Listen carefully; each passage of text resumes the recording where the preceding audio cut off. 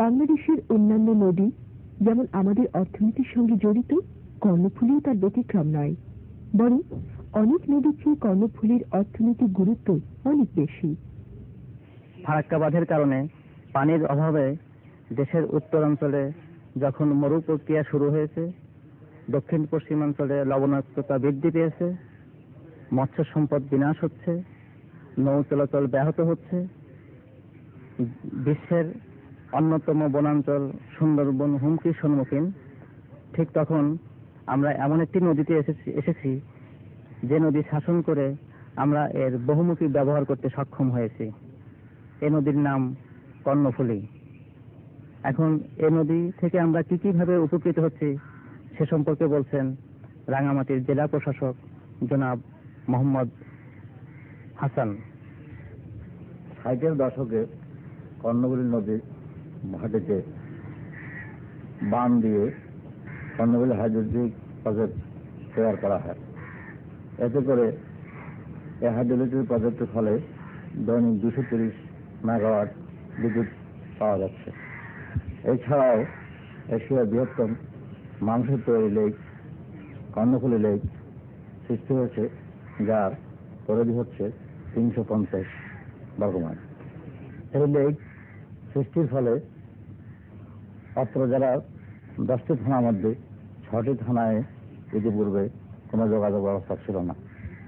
এই লেক সৃষ্টির ফলে প্রত্যন্ত অঞ্চল থেকে অঞ্চল হতে যোগাযোগ ব্যবস্থা সুগম হয়েছে এবং কৃষকরা তাদের উৎপাদিত পণ্য গ্রাম থেকে শহরে নিয়ে আসা সম্ভব হয়েছে।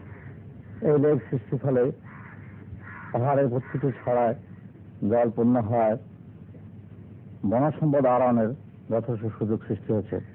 তদুপরি এই লেকে মৎস্য চাষ করে প্রতিদিন 30 থেকে 40 টন মৎস্য উৎপাদিত হচ্ছে, যা রাঙামাটি চাহিদা পূরণ করেও জাতীয় চাহিদার এক উল্লেখযোগ্য অংশ পূরণ করছে। এক কথা বলতে গেলে এই কর্ণফুলী নদীকে মানুষ নিয়ন্ত্রণে এনে বহুমুখী সুবিধা পাচ্ছে। তদুপরি এই কর্ণফুলী নদীর ভাঙন সৃষ্টিতে যে লেক সৃষ্টি হয়েছে তা মানুষের আশীর্বাদ হিসেবে গণ্য হচ্ছে। বাংলাদেশের একমাত্র পানি বিদ্যুৎ কেন্দ্র কর্ণফুলী নদীতেই চট্টগ্রাম এলাকার অর্থনৈতিক উন্নয়নে বিরাট ভূমিকা রেখেছে। কাপ্তাইয়ের এই পানি বিদ্যুৎ কেন্দ্রে উৎপাদিত বিদ্যুতের সুফল ভোগ করছে লক্ষ লক্ষ মানুষ। সম্প্রসারিত হয়েছে অর্থনৈতিক কর্মকাণ্ড। সেই সঙ্গে কাপ্তাই নির্মিত 225 বর্গমাইলের কৃত্রিম লেকের পানিতে মাছের চাষও হচ্ছে। কাপ্তাই লেকের নয়নাভিরাম প্রাকৃতিক শোভা দেখতে আসেন হাজার হাজার পর্যটক। গড়ে উঠেছে আকর্ষণীয় পর্যটন কেন্দ্র। কর্ণফুলী নদীকে ঘিরে পার্বত্য অঞ্চলের জনগণের জীবনযাত্রা ও সংস্কৃতি সম্পর্কে বলছেন রাঙামাটি পার্বত্য জেলা স্থানীয় সরকার পরিষদ চেয়ারম্যান জনাব পারিজাত কুসুম চাকমা। নদীমাতৃক আমাদের এই বাংলাদেশ, এদের মধ্যে কর্ণফুলী একটি অন্যতম নদী। বিশেষ করে আমাদের এই পার্বত্য এলাকার এই নদীর গুরুত্ব যথেষ্ট। এই নদীকে ঘিরে এই এলাকার সুখ দুঃখের অনেক ঘটনা প্রবাহ রয়েছে। এই নদী এই পার্বত্য এলাকায় অতীতে একমাত্র যোগাযোগ ব্যবস্থা হিসেবে ছিল। শুধুমাত্র নদীর যোগাযোগই এই এলাকার অন্যতম যোগাযোগ ছিল। 1960 সনে কাপ্তাই বাঁধ হওয়ার পর এখানে সৃষ্টি হয় কৃত্রিম হ্রদ। এই কৃত্রিম হ্রদ সৃষ্টি হওয়ার পরে আমাদের এই এলাকার আনাচে কানাচে যোগাযোগের ব্যবস্থা আরো সম্প্রসারিত হয়। নদীপথে এই যোগাযোগ আমরা করতে পারি। এই হ্রদের চারিপাশের সাথে সাথে গড়ে উঠে বিভিন্ন হর্টিকালচার। এই এলাকার লোক পাহাড়িয়া এলাকায় লেকের পাশে বাগান বাগিচা করে বর্তমানে পূর্বের তুলনায় অর্থনৈতিক দিক দিয়ে অনেকটা স্বাচ্ছন্দ্যতা লাভ করেছে। এবং সাথে সাথে এই হ্রদে আগের চেয়ে বহুল পরিমাণে মৎস্য সম্পদ বৃদ্ধি পেয়েছে। আগে যখন এই পার্বত্য এলাকায় পানির সংকট ছিল, তখন এই এলাকায় মাছের অভাব যথেষ্ট ছিল। তাজা মাছের পরিবর্তে এই এলাকার লোক তখন ব্যবহার করত কাঁচা মাছ, শুকনা মাছ বা শুটকি, কিন্তু সেই শুটকির ব্যবহার বর্তমানে কমে গেছে। এখন এই এলাকার লোক যথেষ্ট পরিমাণে তাজা মাছ নিজের ব্যবহার করছে এবং এখান থেকে অন্যান্য বাহিরের ডিস্ট্রিক্টে রপ্তানি করছে এবং এই মৎস্য চাষের উপর বহু পরিবার, বহু লোকজন এখন জীবিকা নির্বাহ করছে।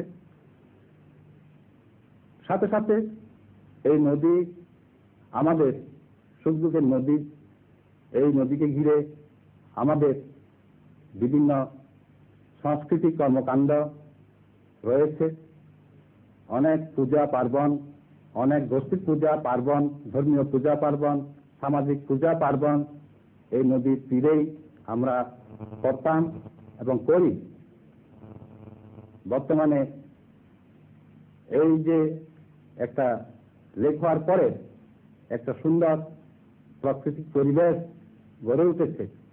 এই প্রাকৃতিক পরিবেশে এখানকার সৌন্দর্য আরো বৃদ্ধি পেয়েছে এবং এই সৌন্দর্যে আকর্ষিত হয়ে বিভিন্ন বাহিরের দেশ বিদেশ থেকে প্রতি বছর এখন বহু পর্যটক আসছে এখানে এই দৃশ্য দেখার জন্য, এই সৌন্দর্য দেখার জন্য।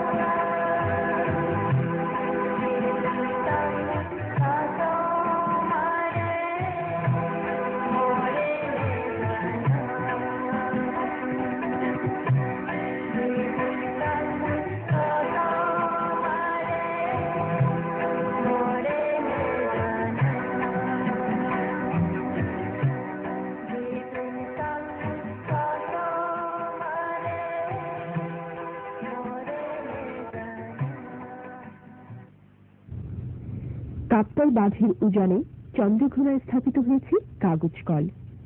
নদীর অববাহিকায় বনাঞ্চলের বাঁশ এবং লেকের মিষ্টি পানি এই কাগজ উৎপাদনের প্রধান উপকরণ। কর্ণফুলী নদী সম্পর্কে বলছেন এই জেলার অধিবাসী প্রকৌশলী রুবায়াত আক্তার আহমেদ। কর্ণফুলী নদী আমাদের রাঙ্গামাটি জেলার নগর সভ্যতার বিকাশ ঘটিয়েছে। জেলার 10টি থানার মধ্যে 7টি থানার যোগাযোগ ক্ষেত্রে এই নদীর ভূমিকা অনেক। মানুষের জীবন জীবিকার সঙ্গে এই নদী সম্পৃক্ত। এই নদীর খনন কাজ করা প্রয়োজন বলে মনে করি। পাশাপাশি পর্যটন ক্ষেত্রে এই রাঙ্গামাটির সম্ভাবনা প্রচুর। এছাড়াও কাপ্তাই বাঁধ নির্মাণের ফলে শুকনো মৌসুমে নদীতে পানি প্রবাহ বৃদ্ধি করা সম্ভব হচ্ছে। নদীর নাব্যতা বজায় থাকছে, আর নাব্যতা বহাল থাকলে চট্টগ্রাম সমুদ্র বন্দরে পানির সমস্যাও দূর হচ্ছে। হ্রদ এলাকায় নৌপথে বনজ সম্পদ আহরণ হচ্ছে। এভাবেই বাংলাদেশের নদ নদী আমাদের জীবন এবং জীবিকার প্রধান উপজীব্য হয়েছে।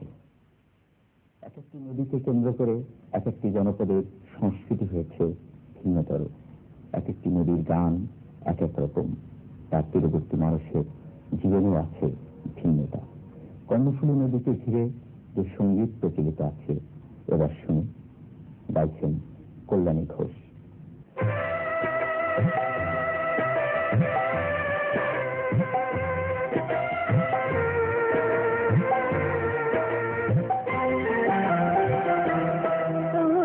কর্ণফুলী রে সাথী রাখিলাম তোরে, ওরে কর্ণফুলী রে সাথী রাখিলাম তোরে। অভাগিনীর দুঃখের কথা কবি বন্ধু রে, ওরে কর্ণফুলী রে সাথী রাখিলাম তোরে।